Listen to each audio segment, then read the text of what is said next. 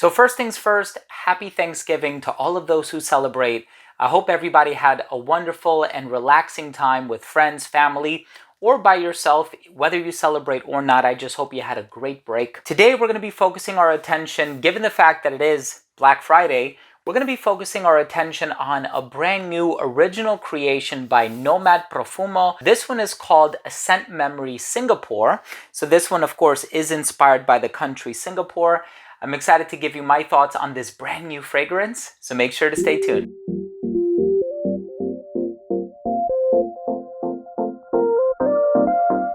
Now, before I begin today's episode and I give you my thoughts on Scent Memory Singapore by Nomad Profumo, which is a sister company of the Dua brand, I do want to start things off by saying that if you're a fan of fragrance-related content, please do consider supporting the channel by subscribing to it. Hit that bell icon so you could be notified whenever I do upload future videos to the channel. Also, make sure to click where it says enable all notifications. And of course, give this video a thumbs up if you enjoyed it, or if you took something of value from today's episode. Would really mean a lot to me. So here is a fragrance that is the third installment within the series. The first one was Miami, a very bright, vibrant, citrusy and mint kind of a fragrance. And the second one is Paris. That was a little bit more on the dessert side of things. I think it had a macaroon accord. I've actually done a review of both of those fragrances, and I do think that they're both exemplary releases and they're both solid original creations. Here we have the third installment, and all of these fragrances, by the way, are inspired by the CEO of the brand, Massam Raza's trips around the world, and he's been to Singapore, obviously. And this one is a very warm, rich, spicy saffron, and it also has a bazaar accord in here, which is really interesting, but it has some peculiar fruity ingredients. There's like this apple strudel accord. There's also durian, and I've always wondered, will anybody ever use a durian fruit note or accord in their fragrances? We finally have one. I've consumed the durian fruit before, and it has a very pungent odor. In any case, I'm excited to give you my thoughts on the smell. Also let you know how I think this stacks up against other fragrances, either by Dua or elsewhere. Let's start things off with the presentation.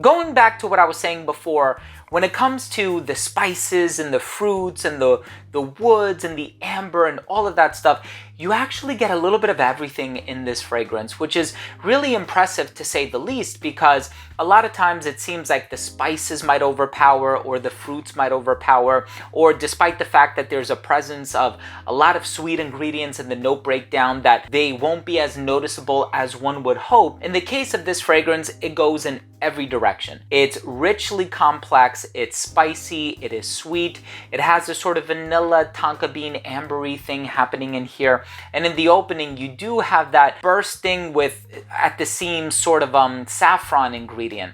So the saffron is really the spiciest ingredient in here. I would say there's a little bit of cardamom as well.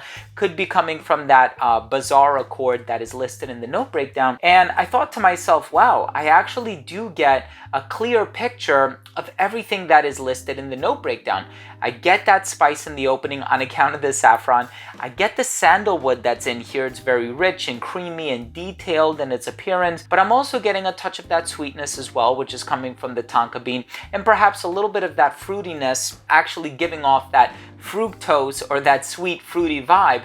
And looking back at the note breakdown, you know, the durian fruit that's in here, I can't say this fragrance actually smells like durian, which I think is going to be a good thing, but it did have this sort of musky touch to it that was kind of difficult to explain. And I thought, hey, there might have been something animalic in here, maybe castoreum or civet or something like that. But again, it's only when I smelled it off the atomizer, when I actually put it on skin and sprayed the test strip, it was a completely different story. So this fragrance actually reminds me of another fragrance that I think came out in 2014, almost impossible to get now, and it's called Criminal of Love by Kilian Paris. So Criminal of Love has one of those Fabergé egg presentations. You store it upside down. It's actually a beautiful fragrance. I own that one.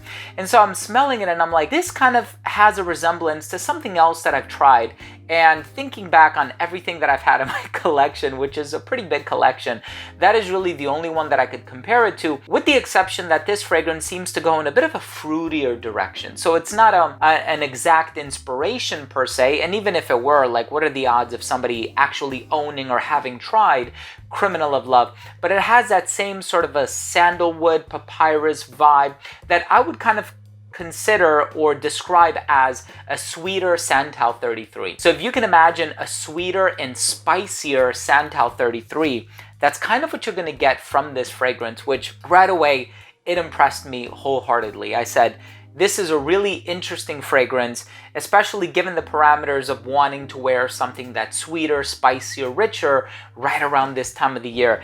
And, you know, with the kaffir lime and with the other bright and vibrant ingredients in the note breakdown, I suppose I was expecting this one to smell a little fresher, but ultimately I'm very impressed by the fact that it's rich, it's complex, it has those sweet ingredients that I think are gonna give you that really nice base in the bottom of the note pyramid that is going to establish that really good longevity that this fragrance does have. So kudos to the brand. It's a wonderful release, and given the price tag, I think this one is solid. If you do have any familiarity with Criminal of Love by Kilian Paris, definitely check this one out if you're looking for, perhaps might I say, a slightly sweeter and even fruitier version of that. I think this one does a really, really good job. It's also, as I described it earlier, a sweeter, fruitier interpretation of Santal 33 by Le Labo. Try it for yourself. Let me know what you think. Let's go ahead and finish things off with my overall assessment. Now, first up, in terms of the uniqueness and the overall smell, immediately it reminded me of Criminal of Love by Kilian Paris. There's also touches in here that kind of remind me of Promise by Frederic Malle, which is a really potent, sort of a spicy, sweet, agarwood fragrance. This one has more of an emphasis on the sandalwood, as I mentioned, maybe even a little bit of cedarwood in here as well. But despite that, the overall smell, the durian is not overwhelming, so very pleasant, great for this time of the year. Longevity is 10 plus hours. The projection was amazing for the first hour and a half of application, radiated well beyond an arm's length. It became an elbow's length scent right around hour 6 and a skin scent right around hours 9 or 10. Versatility, perfectly unisex, better for the colder weather, great for formal occasions, enough sweetness where you can wear it and the night out, sort of a clubbing scene if you wish, but I think people will probably prioritize something that's a little sweeter, more on the youthful side of things. This one with the spices is more on the mature side of things, and I can see somebody who's perhaps a little bit older, a little bit more experienced dealing with niche fragrances, truly and fully appreciating this one over like a high school student or an early college student. And then in terms of the presentation, I really do enjoy the presentation, from the engraving on the cap, the design of the bottle, the box, everything. My final verdict on this fragrance is, if you are a fan of some spicy, sweet, woodsy fragrances, if you have any familiarity with fragrances like Criminal of Love by Kilian, Santal 33 by Le Labo, or Promise by Frederic Malle, try this fragrance. I think you might really enjoy it. I think it's a solid addition to the collection. And of the three, it's definitely the strongest and the heaviest one. So if you are a fan of really, really, really long-lasting fragrances, this one is definitely going to fit that bill perfectly. Thank you for watching. I hope you enjoyed this video. If you did, please do consider supporting the channel by subscribing to it. Hit the bell and give it a thumbs up. Love you guys. We'll see you tomorrow. Bye.